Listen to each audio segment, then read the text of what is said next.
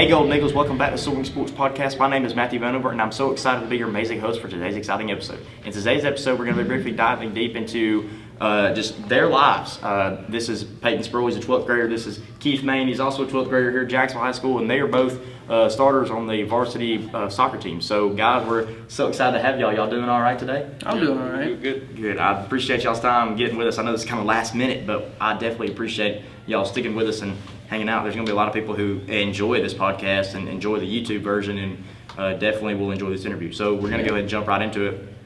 Peyton, I'm going to ask you the first question. How did you get interested in soccer? What was that drive that led to Jacksonville? Day one. My dad is, even back when he was a little kid, he grew up in mostly England. He was growing up through soccer and everything soccer. So whenever he got to the States, had a family, he said the first thing he was going to do is get a soccer ball on my foot, and that's what he did. I managed to score my first goal before I could even walk. The teammates that he was, or the players that he was coaching at the time, had me up by my hands, kicking a ball. That's awesome. What about you, Keith? How did you get interested in soccer?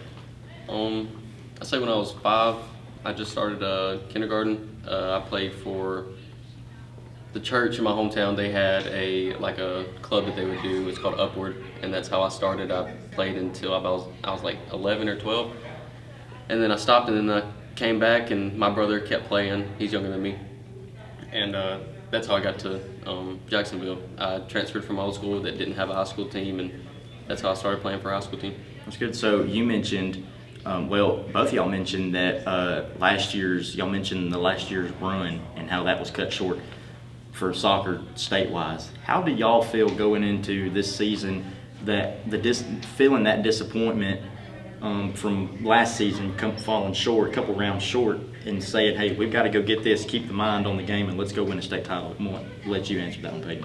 I think that it's going to fuel us to go even farther and farther and farther. But this last year was the first time that we have gone to the playoffs in 10 or so years, give or take. So it's great that we even got there at that point. Now we just need to keep going and going and going farther and farther and farther. So I think it's just going to fuel us to keep going. I mean, hopefully all the way to state. I'd like to add on that. Yeah, go ahead. Last year, or in 2009, we were state runner-ups, and after that, the teams before us have not made, I don't think, state. They haven't qualified for state. So that's, I'd say, was it? No, they did make state one year, but they didn't go far. That was whenever my dad was coaching. Yeah, it's been 9 years since last year that we even made state, and just the feeling, because this was my first year playing for a high school team, just the feeling and all of us having that much joy, knowing that we made state and we beat one of our rivals for the first time in a long time. And just having that feeling of changing our record from past years, it was actually insane, because we went to Westbrook, and even though we lost first round, we were so proud of our teammates, and our coach was so proud of us from how much we've grown. And like Peyton said, that's fueled us for this year, because like our schedule this year in our area, we just see ourselves dominating this year, and we're excited for the playoffs. Yeah, and me and Elijah Stinson are great friends, and we talk almost every day in sixth period. And he mentions all the time about, man, hey, we're going to state. He holds his book bag like this. You know how those athletes walk in coming off the bus for a state title. And one day he even held, like he had his arms out like this. I was like, Stenny, what are you doing? You're not holding nothing. He goes, it's imaginary blue map. And so he is looking forward to it, and I know a lot of other team members are too. But I like how you put that, the drive. And so I'm guessing that falls into the goal category because we actually have ran out of room on the trophy case out there, and we're going to make another one. And why not start with basketball and soccer? So does that fall under the goal category for you guys, or does that? Yeah, we definitely want some sort of silverware, trophy, anything. I mean, we have a tournament that we're going to in Sand Mountain, and then we got county. We got, is it county or area? I don't know. It's county. County, yeah. We got multiple opportunities to get some sort of silverware trophy. So I think we're going to capitalize on one of them at least. That'll be. I like the sound of that. You know, he says, and both of y'all being seniors, and you being a transfer, like you had mentioned earlier off the air, and we'll just jump on that before I totally forget, because I forgot a lot of stuff last week. How do you feel coming in from a different school and knowing that Jacksonville is the standard in Calhoun County for sports and athletics? Well, I had a lot of friends in Jacksonville because I moved here in 8th grade and ended up moving back to Alexander, not knowing that we even had a soccer team here. So I had a lot of friends from Jacksonville, and like I said, my brother played for Jacksonville. He's in 10th grade this year, and he started his 7th grade year. And just seeing him play made me, and I'm just going to be honest, it made me jealous because I wanted to play. I realized that I had that love for soccer that I used to have when I was younger. And it's kind of sad though, because his 8th grade year, was his 8th grade or 9th grade year that he broke his leg? It was 2 years. It was my rookie year, my 10th grade year. So it was 8th grade. 8th grade. His first game that he ended up breaking his leg. Yeah. And it was really devastating. But I realized then I wanted to try to convince my parents to let me transfer to soccer so I can play. Because my dad, he loves watching us play together. Like, it makes him so happy to see us on the same field, because when we were younger, we never got to play together because of the age gap. But now, since we get to play together, it's just amazing knowing, because I'm the older brother. I love my little brother. Yeah. I'd still treat him like my little brother. Whenever we get upset, we comfort each other, all that kind of stuff. Just being able to come from me not even thinking that I was going to play soccer again since I was younger, and now being able to play with like my coach and then playing with my little brother and my best friends, it's just the most amazing feeling. Yeah, and that, like you mentioned, your brother, me and Peyton Spruill, I'm play snare and he plays quads on the Jacksonville High School award-winning drumline, and my brother's been a part of that for a long time, and he just pick up a pair of sticks and just drum. And that relationship with your siblings, whether it's younger, older, the same age, it could be 100 years age gap, and there's a lot of people and a lot of sports that you can grow a relationship with, and soccer being one of them. So I'm glad that you brought that up. That's a special place in your heart, I bet, and I believe that. And with your dad, you've also got those special places in your heart as well. Mm-hmm. So what is the focus? You know, we've been talking about state titles. We've talked about a lot of the new members. We talked about transfer. What is the drive for y'all's support this year? You know, I know Kieth was just now mentioning designs for shirts and stuff and hoodies, trying to get ready for the season. What is y'all's support drive this year? Kieth? The students here, of course, we're in America, and yes, soccer is like really big around the nation, but I've noticed in Alabama, particularly in Calhoun County, soccer isn't really the biggest focus and biggest sport. You know, it's usually football, baseball, volleyball, that kind of stuff. I feel this year we actually, people who actually like watch soccer, they know the World Cup was last year, or 2022. Mm-hmm. And I noticed whenever that happened, I've seen people and my friends who never even thought about to watch soccer, they wanted to watch it because it was such a big thing. Yep. And now ever since then, I've noticed that I just feel the support coming from our classmates this year.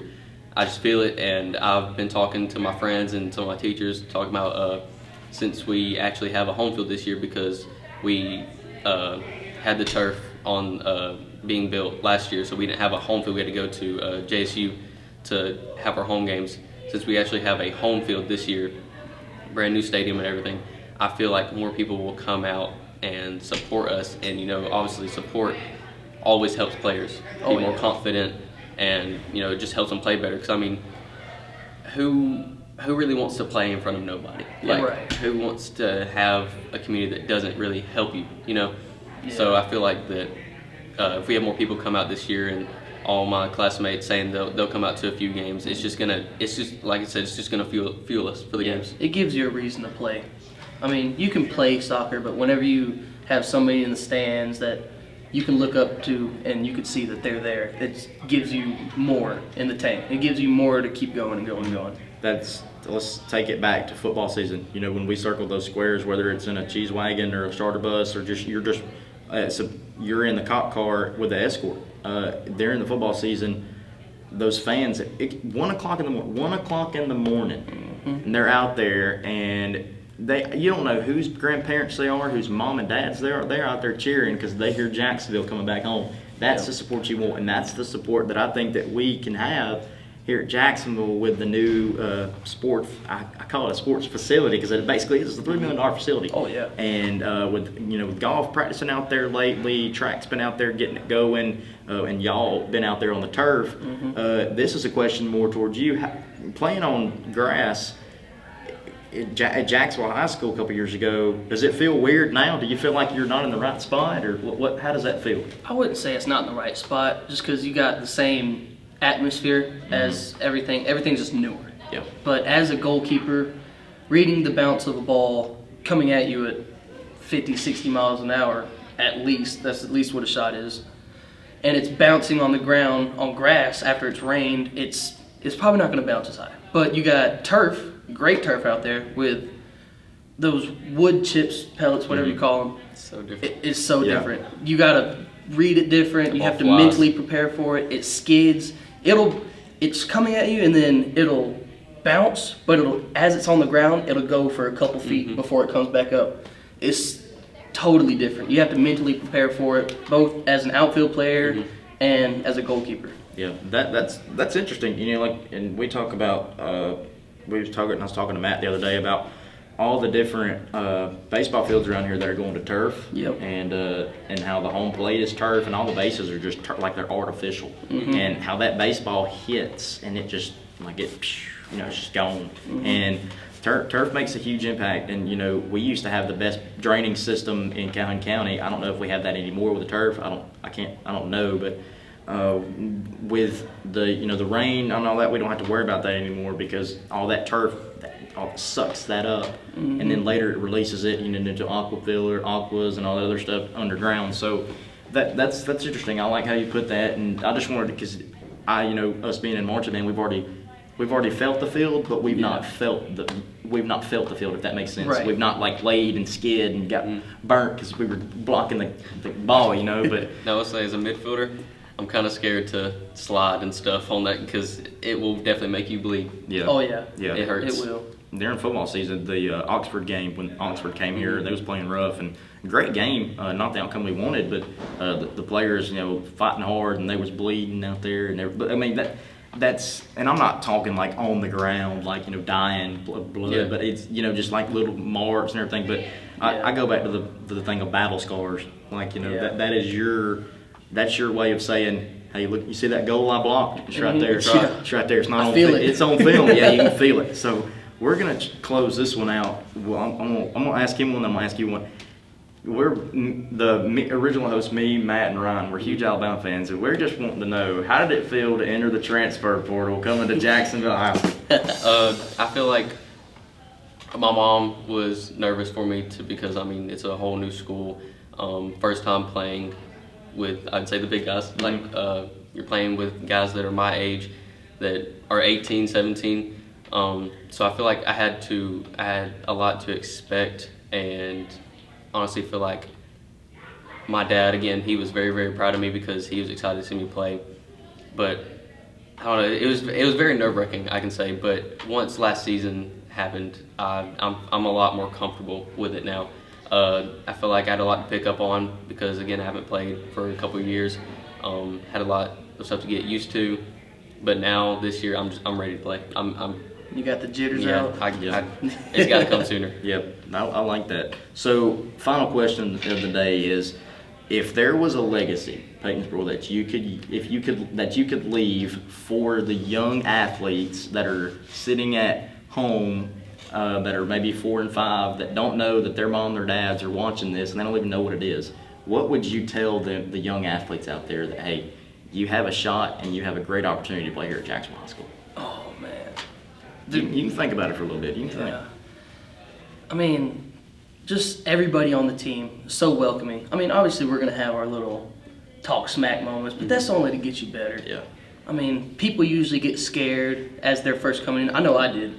Coming in, and Isaac Joyner, one of our previous goalkeepers before I was in, as I was in goal in practice, he would just talk smack. And I know he didn't mean it. Yeah. But it got me better. It got me wanting to play the game more. Mm-hmm. So I feel like people that are at home scared about it, just do it. Go out there for tryouts. Go out there for the first couple weeks of practice. and just, I don't know how to say Just it. hammer it. Just Just go in there and hammer just it. Do it. Get through the tough part. And after that, it's all fun. Yeah. All fun after that. Yeah, go out there and have fun. Make the best of it. But guys, I really appreciate y'all's time today. I know you were in English class. And I know you were in ag. But guys, that's a wrap for this week's episode of Soaring Sports Podcast. We want to thank all the athletes and the fans for sharing their insight into Golden Eagle sports and for giving us a look at their insight at their day by day. We hope you enjoyed taking flight at Jacksonville High School Sports with us. And don't forget to leave a follow, rate, and review our podcast. Your support means the absolute world to us. And we can't make amazing interviews like this happen without y'all. Until next time, keep cheering for Jacksonville High School teams and athletes. And remember, of high school sports, every victory, every defeat, and every moment counts. Keep soaring. Go Eagles.